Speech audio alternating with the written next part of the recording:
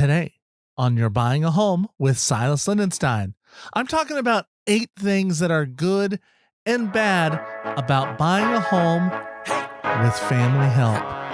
Silas gets real, buy and sell homes with a thrill. Hello, everybody, and welcome to You're Buying a Home with Silas Lindenstein. I am your host, Silas Lindenstein. Welcome. Today, I am talking about a subject close to me, a dear subject that has come up several times. I am talking about buying a home when family's involved financially. When they financially get involved in that transaction, what goes down, and some things you need to know, some things to watch out for, and some things that are good about it. Good. It's not all bad. Some of it's good. Families involved, especially nowadays when market prices are so high, and a lot more than when your parents bought a home, certainly. So we're going to get into that in a second. Right now, I just need you, if you're watching the video, to hit the subscribe button, if you could, so you can get more wonderful content. Or if you're listening on podcast, hit the subscribe, wherever you are, and give me some likes, give me some reviews. That'd be fantastic. If you are here looking for the step-by-step process of buying a home, you can actually go to the first 10 episodes of the podcast, and that gives you that breakdown, how to buy a home, just right there. And if you want that in ebook form, go ahead and email me at silas@silasgetsreal.com, and I will send that out to you. Just tell me where you're from. I like to keep track of where I'm sending these from, because maybe I can help, and I can help. There's one particular way that I can help you, and you can help me help you, is if you are looking for a real estate agent, if you're looking to buy a home and you haven't got to that step yet, that you don't have an agent, feel free to email me at silas@silasgetsreal.com. And I have a network of agents all over the country, and I can set you up with them. So then you kind of got me looking out for you, because I'm getting somebody who I know is going to work. And, that's what I'm saying. I've had people that started using somebody that I did not recommend, and then they quickly backtracked on that and used one of my agent referrals, and then they got a house real quick, and they were happy. Send me an email. I'll send you some questions, and then we'll go from there, and I'll get you set up with a great agent in your area. But for now, let's get into this. 8 things that are the good and 8 things that are the bad about using family when you're helping to buy. 4 benefits. First of all, 1, financial support. Relatives can contribute financially, either by providing down payment money. That's the simplest. Usually you get a gift. They can gift you money. You can use that for down payment on most loans. You can use that for closing costs. Those are the extra funds you need in addition to the down payment on the house. In addition to that 3% or 5% or 10, whatever, there's going to be some extra cost. People can sort of co-sign a mortgage with you. Parents can. It has a number of benefits. It'll raise up how much you can buy, including their income. So that's an advantage. And because some people are in the situation where on paper they make a lot of money, or they make a lot of money in real life, but then on paper, maybe not so much. So this is a way to add into that. Now you get their debts too. So when you do that, so you got to be careful. And of course you have to have a close family in order to do that. You got to trust, because they are then part owners of it. I mean, I know a lot of people who it's like buying the car, right? When you're 16, you got a car, and it's your car, but it's actually your parents' car. They're on the pink slip, and you and they are on the insurance, and you're just kind of added on, right? It's their car, but you make all the payments and you take care of the gas and do that. People do that for homes too. Sometimes that's just needs to be done. I'd prefer not to. I'd rather them just gift me some money. Important to note, let's two situations. One, you are gifted money, you are going to need a letter. You're going to need a letter from the parent saying that it is a gift and that there is no intention of paying back this this amount of money. So that way, otherwise, the banks have to consider, oh, this is a loan. What are you going to be paying on this monthly? That's what they'll want to know. So they'll need a letter, a proof of that. They will also ask for proof from the parent that it came from their account. So they're going to need a copy of their bank statement with the money being in there and showing it withdrew. And then they'll need a copy from you showing that it arrived in your bank. People get paranoid about this sometimes. It's very natural. It's just to make sure they know where the funds are really coming from and that it's all true. Because believe it or not, some people lied in the past, and now you have to be extra careful. Now, family can give you a loan as well, however. So they can loan you money, and you just have to spell out the terms of the loan so that monthly debt is counted in your in your ratio. So some people do loans, but or it can be a gift wink wink. That's all I'm saying. It's a gift wink wink. I'm not saying anything more than it's a gift wink wink. I've heard of people saying like, yeah, I'll give you some money, but you owe me back, right? And then they make you pay twice, and then they say, that's good enough. Which is unfair because you could have used it as gift money, right? Or something. So, best laid plans.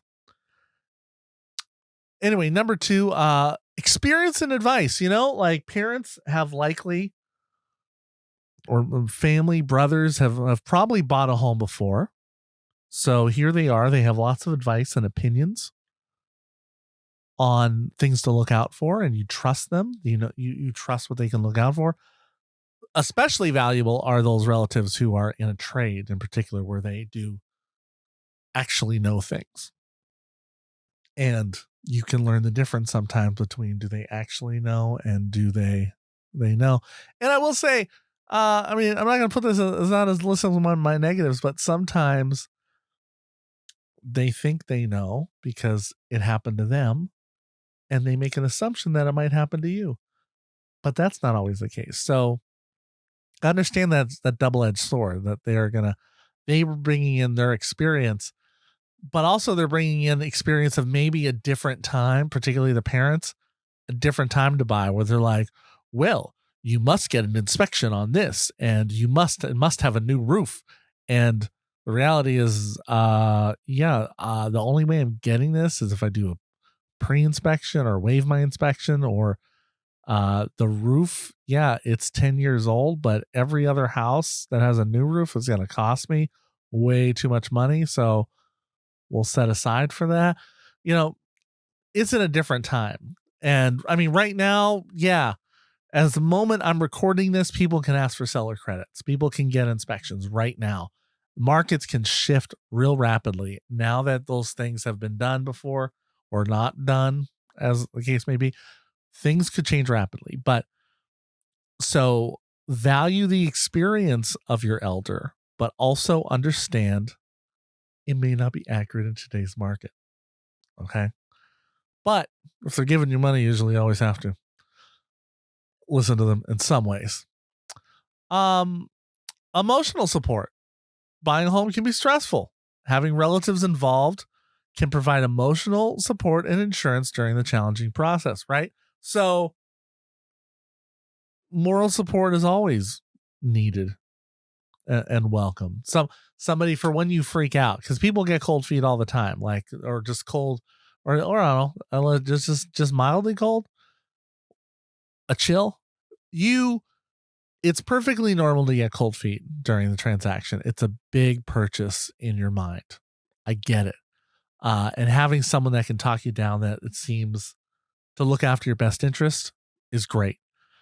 I know when my clients are getting cold feet, I always feel weird because I'm like, yes, I'm looking after you, but I feel like because I get paid there from the transaction that they might worry that I'm biased.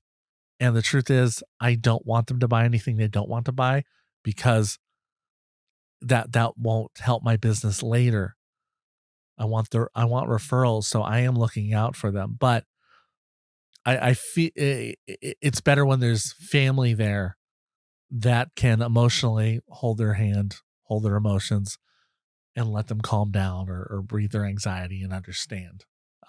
It's perfectly normal. Like getting like getting married or coupled, like those are nerve wracking.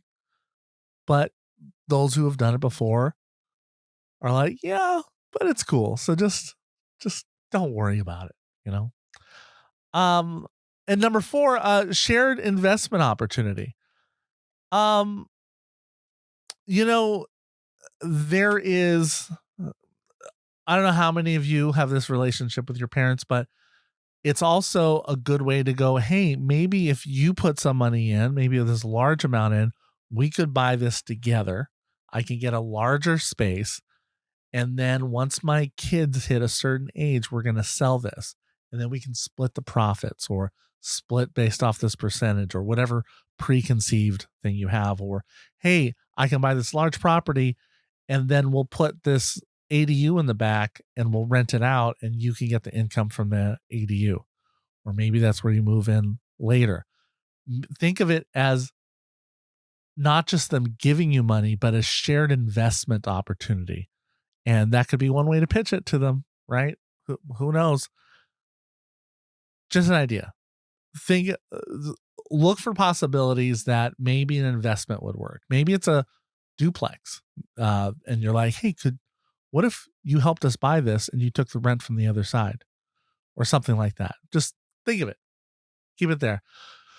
Important thing is always just to get everything in writing and get everything planned out well ahead of time so that as the sale time comes, that you know how things are supposed to be divided, or if one person wants out, how that's to be divided.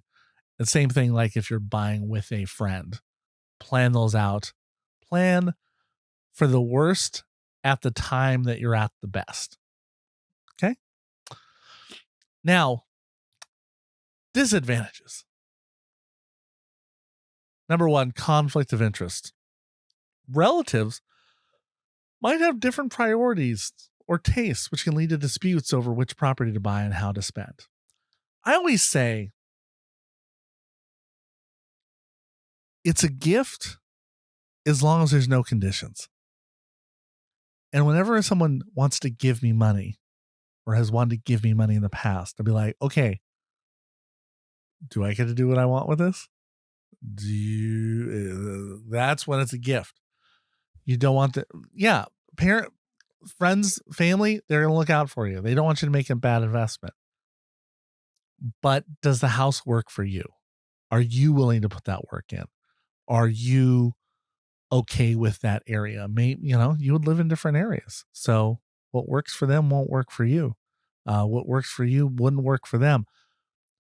Make it clear in the beginning that this is your house and that you are going to need to make the decisions. However you can get that across, that is like my biggest thing for a recommendation. Number 2, financial risk. If relatives are involved financially, it could complicate your relationship, especially if the investment does not perform as expected or if there are difficulties repaying the loan. So if they co-signed on it and then you're having troubles, you lost your job, whatever, the financial risks are going to be there. And so you want to make sure that they understand that up front. Even in the unlikely situation, like, well, I'm in a career that will never lose workers. It happens, right? So let's just talk about that before it happens. Again, setting it up early on. What are their key markers? If something's happening, are we going to sell it? Those type of things. Just work those out ahead of time and make sure they understand the risks, if this is for a property you're buying together. I feel like it happens more often with investment properties where you bring a relative in and it's not going well. I mean, the place you live is the place you live, right? But, um, they also don't want to gift you money and then you piss it away and get rid of lose that investment that they gave money to. So just make sure that's just talked out ahead of time. Number 3, loss of independence. Relying on relatives in the home buying process might limit your independence in decision making, as you might feel obliged to consider their opinions or preferences. Like they said, well, if we're giving you money, I mean, it would be nice if you had a mother-in-law unit. And so then you're not buying anything that doesn't have a mother-in-law unit. So you've lost that streak or that ability to just do what you want, buy what you want. You're overly concerned about what they need. You're thinking, oh, this is too far north. They don't like to drive that far. How many times are they really going to visit? Really, that much? That's a lot. Maybe they should tone it down a little. The independence feeling. I know I felt that when I was younger, that I wanted to do things on my own. So I did not feel like I owed people anything. That's a normal feeling. But sometimes in this age, it's like you got to get yourself into a house, right? So you may need to on that first time, but if you can, it's great to buy without it. But I always just like to make sure there are no strings attached whenever money comes to my way. That's great. And then number 4, legal and relationship complications. If the home buying process doesn't go smoothly, or if there's a disagreement later on, it could strain or damage familial relationships. Moreover, legal complications can arise, especially if there are no clear agreements on financial contributions or ownership stakes. So, this kind of is like financial risks. You're gonna strain these relationships, especially in a partnership if nobody lives there. The lesson is write it down. Write it down and things go well. Write it down and things go well. You know it's going to be there. And some people are just not good people to do business with each other, right? Your relationship will not survive it. So in those cases, do not do the relationship together. But do not do a financial transaction together. But sometimes you don't know until you try it out. People think it's going to be fine and it's not. It's a complicated world and money always can make things awkward. But overall, in a lot of these things, if you write it down, things go smoothly. Sometimes I talk about that with real estate contracts. The reason contracts are so long is to cover everything, to cover your bases, because people over time have learned what usually goes wrong in a real estate transaction. So this is the stuff that's wrong. So let's just plan out what will happen in case of that. The real estate contracts are more than anything there just to keep everyone honest and keep moving forward to finishing this transaction that both people want to happen anyway. So it's always write it down. It's gonna cause there. And otherwise also my big thing is just remember it's your house. It's your house. Your house. Don't let anyone take away the joy of buying your own house. Clear it up. Ask, is this a gift? Do we get to choose what we do with this? That kind of thing. All right. Otherwise, an investment, I think an investment, they have a right to kind of get more involved. But if it's going to be your house, back off, mom and dad, brother. And I have a lot of little anecdotes about working with relatives. I will say, I won't get into them. But when I find out a parent is involved in the transaction, I will say my heart drops a little. I get nervous because then I honestly sometimes don't know if this transaction is going to ever go through, because people change their mind. So I'm always like, when should I get the money? As soon as you can, get that money into your account and get that letter. Let it season in your account, right? It's because you never know what's going to happen and people changing their mind. And it's just best to get the money ahead of time.